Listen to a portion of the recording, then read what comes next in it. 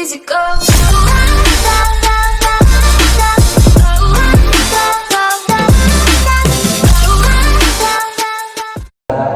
Assalamualaikum warahmatullahi wabarakatuh. Yang saya hormati dosen pengampu mata kuliah Sistem Sosial Budaya Indonesia, Bapak Ilman Afian dan Bapak Siswanto, dan teman-teman hadirin yang saya banggakan yang juga menonton Podcast Sosiologi. Kali ini kita bersama narasumber yang hebat-hebat banget, dan tentunya kita pada hari ini berada di segmen Ngobrol Bersama. Oke, isu pertama tentu kita akan membahas isu sosial ya teman-teman.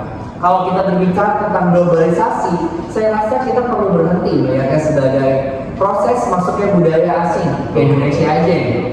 Tapi hari ini globalisasi justru bekerja lebih jauh dan lebih kompleks melalui teknologi digital yang ada pada saat ini. Kita bisa mengakses informasi tanpa batas, mengenal budaya dari berbagai negara tanpa batas, bahkan kita bisa membeli dan mengetahui akses dari kebudayaan yang ada di luar. Nah, pertanyaannya justru muncul, apakah kemudahan ini otomatis membuat masyarakat menjadi lebih kritis atau justru membuat kemunduran yang ada di masyarakat? Justru menurut saya sebaliknya, kita sedang hidup di tengah banjir informasi dan krisis refleksi yang ada di masyarakat. Informasi datang begitu cepat sehingga masyarakat lebih sibuk mengonsumsi daripada mengkritisi. Nah, disinilah saya justru teringat pemikiran dari Paulo Freire. Jadi Paulo Freire itu pernah mengatakan bahwa pendidikan harus membangun critical consciousness atau kesadaran kritis yang tentu kita pelajari juga di sosiologi.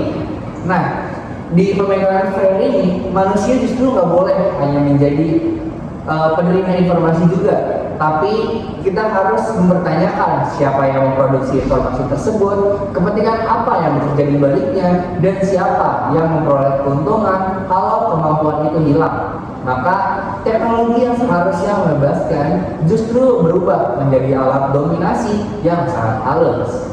Nah, saya setuju banget nih. Bahkan kalau menurut saya, dominasi itu sekarang itu nggak lagi ditentuin melalui kekerasan, tapi melalui algoritma gitu. Nah, kita tuh kayak sering kali merasa kalau kita itu bebas ngelakuin apapun yang kita inginkan gitu, apa yang kita lihat.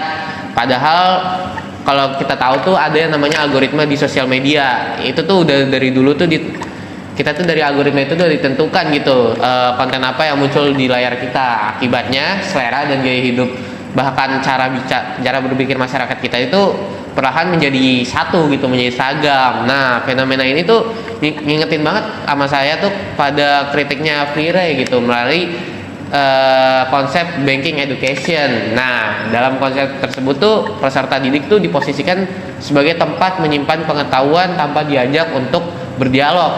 Kalau kita tarik ke era digital, nah media sosial ini juga bekerja dengan pola yang hampir sama. Kita menerima ribuan konten setiap hari, tapi jarang banget diajak untuk memahami struktur sosial dan ekonomi yang baik di balik konten tersebut gitu. Nah, akibatnya itu masyarakat itu lebih mudah mempercayai informasi yang viral dan daripada itu yang benar gitu. Yang dihargai bukan lagi validitas tapi popularitas gitu. Oke, mungkin kalau untuk saya sendiri melihat persoalan itu melalui teori Manuel Castor, yaitu tentang network society. Castor itu pernah menjelaskan bahwa kekuasaan di era digital berada pada jaringan informasi, yang artinya pihak yang mampu mengendalikan arus informasi akan memiliki pengaruh yang sangat besar terhadap masyarakat itu sendiri. Itulah sebabnya perusahaan di digital saat ini tidak hanya menjadi penyedia layanan, tetapi juga aktor yang membentuk opini nih. Itu bisa membentuk opini publik, membentuk opini pola konsumsi, bahkan mengubah preferensi politik masyarakat itu sendiri kan. Ketika algoritma ini lebih mengutamakan konten yang memancing emosi dibandingkan dengan konten yang mendidik, maka konflik sosial menjadi sesuatu yang hampir tidak terhindarkan kan. Jadi konflik hari ini itu bukan hanya dipicu oleh perbedaan pendapat gitu, tetapi juga oleh sistem digital yang memang lebih menguntungkan konten yang memecah masyarakat. Oke, benar banget nih. Kalau kita bicara ngomong-ngomong konflik sosial, saya rasa teori Karl Marx tentang konflik sosial juga relevan banget sama pembahasan kita kali ini. Karena Marx pernah berkata bahwa konflik muncul karena adanya ketimpangan kekuasaan. Nah, dulu yang diperebutkan adalah alat produksi.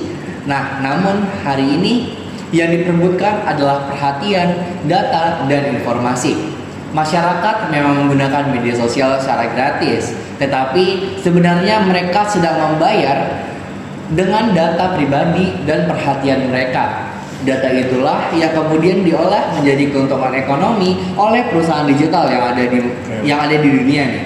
Jadi tanpa kita sadari, masyarakat tidak hanya menjadi pengguna teknologi, tetapi juga menjadi komoditas di dalam sistem kapitalisme digital yang ada di era sekarang. Nah, ini menarik banget nih. Kalau misalnya kita lihat ini, saya juga ngerasa perubahan itu tuh berpengaruh terhadap nilai-nilai kita tuh terhadap generasi muda. Nah, kalau menggunakan perspektifnya Pierre Bourdieu gitu, kita itu mengenal konsep modal budaya. Dahulu tuh seseorang tuh memperoleh pengakuan tuh karena pendidikannya gitu dan pengetahuannya ataupun kontribusi terhadap masyarakat. Tapi untuk sekarang gitu ukuran keberhasilan itu seringkali itu bergeser gitu dari jumlah likes, jumlah follower, dan seberapa viralnya orang tersebut tuh di media sosial gitu. Nah, ini tuh ngelahirin namanya budaya validasi. Nah, banyak banget orang yang tidak lagi bertanya apakah suatu tindakan itu benar atau bermanfaat, tapi apakah tindakan itu mampu menarik perhatian publik. Nah, akibatnya itu identitasnya itu jadi kayak menjadi sesuatu yang untuk dipertontonkan gitu. Nah, itu bukan lagi suatu hal yang dibangun melalui proses berpikir ataupun pengalaman hidup. Kalau dari fenomena ini ya, menurut saya perubahan nilai ini sangat berbahaya gitu jika tidak diimbangi dengan pendidikan yang kritis. Freire juga pernah mengingatkan bahwa manusia itu harus menjadi subjek yang mampu menentukan arah hidupnya sendiri. Namun dalam masyarakat digital justru seringkali manusia itu berubah menjadi objek yang dikendalikan oleh algoritma, oleh iklan, dan bahkan kepentingan pasar kan. Kita juga pasti pernah ngerasa nih sedang memilih, padahal pilihan kita itu sebenarnya sudah diarahkan oleh sistem. Jadi kebebasan itu akhirnya berubah menjadi ilusi semata kan. Oke, benar banget nih. Selain persoalan budaya dan konflik sosial, globalisasi juga memiliki dampak besar nih dalam bidang lingkungan. Kemajuan teknologi justru mendorong budaya konsumsi yang semakin tinggi, sehingga hampir setiap tahun muncul gawe baru, tren baru, dan gaya hidup baru yang membuat masyarakat terus membeli barang meskipun barang yang lama itu masih layak banget dipakai nih. Kalau kita kritis lebih jauh, di balik kemajuan ini terdapat eksploitasi sumber daya alam, limbah elektronik, dan kerusakan lingkungan yang terus meningkat.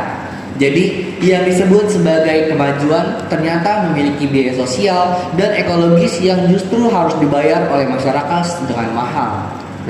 Saya satu pemikiran sih, kalau menurutnya teori Zygmunt Bauman itu tentang liquidity modernity itu jadi menarik gitu. Dimana tuh Bauman jelasin kalau masyarakat modern itu hidup dalam budaya yang serba cepat, serba instan, dan mudah mengganti segala sesuatu halnya gitu.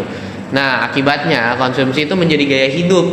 Nah, barang yang diproduksi itu bukan lagi karena kebutuhan, tapi karena agar untuk dibeli gitu. Kalau polanya seperti ini terus, itu tuh maka akan jadi krisis lingkungan, bukan lagi kemungkinan, tapi itu bisa jadi kenyataan gitu. Dimana itu harus dihadapin sama generasi kita ataupun generasi mendatang. Oke, mungkin untuk globalisasi sendiri ya, globalisasi juga pasti membawa tantangan kan bagi masyarakat multikultural seperti kita ini, yaitu masyarakat Indonesia kan. Memang kita itu menjadi lebih mudah mengenal budaya dari berbagai negara, tetapi kita juga menghadapi resiko hilangnya identitas budaya lokal nih. Sekarang kan udah mulai pudar tuh kan budaya-budaya asli Indonesia dan mulai digantikan dengan kebudayaan yang ada di luar gitu. Kalau dari teori yang saya pernah tahu itu tokohnya Paulo Freire, dia juga menawarkan solusi yang melalui dialog. Bagi Freire, masyarakat itu masyarakat yang demokratis tidak dibangun dengan menyeragamkan perbedaan, melainkan dengan menciptakan ruang dialog yang setara. Tapi sayangnya ruang digital hari ini tuh justru lebih sering dipenuhi dengan ujaran kebencian, polarisasi, dan saling menyerang daripada diskusi yang mencerahkan. Oke, benar banget nih. Karena itu justru menurut saya persoalan utama globalisasi bukan terletak pada teknologinya nih, tetapi dari cara masyarakat memaknainya. Sehingga teknologi yang awalnya memiliki tujuan yang baik justru bisa menjadi alat pembebasan, tetapi juga bisa menjadi alat untuk mendominasi. Nah, selain itu semuanya ini sebenarnya masih tergantung banget sama apakah masyarakat memiliki kesadaran yang kritis atau tidak. Kalau menurut saya, dan saya cukup setuju gitu sama kamu, kalau misalnya pendidikan itu nggak cukup hanya mengajarkan, tapi juga mengajarkan keterampilan, tapi juga menggunakan teknologi. Nah, pendidikan itu juga harus mengajarkan keberanian untuk mempertanyakan informasi, memahami relasi kekuasaannya, dan juga menjaga nilai-nilai kemanusiaan di tengah arusnya globalisasi itu. Oke, mungkin menarik banget nih diskusi kita pada hari ini tentunya membahas isu-isu sosial yang sedang hangat di lingkungan masyarakat. Izin menurut saya merangkum diskusi pada hari ini jika kita melihat pemikiran powerful atau relevan, karena mengingatkan masyarakat tidak boleh berhenti pada kemampuan mengakses informasi, tetapi harus mampu mengkritisi informasi tersebut. Karena di era digital, masyarakat yang maju bukanlah masyarakat yang paling modern, tetapi masyarakat yang tetap memiliki nalar kritis, menghargai keberagaman, peduli terhadap lingkungan, dan tidak mudah didominasi oleh kekuasaan yang bekerja secara tersembunyi.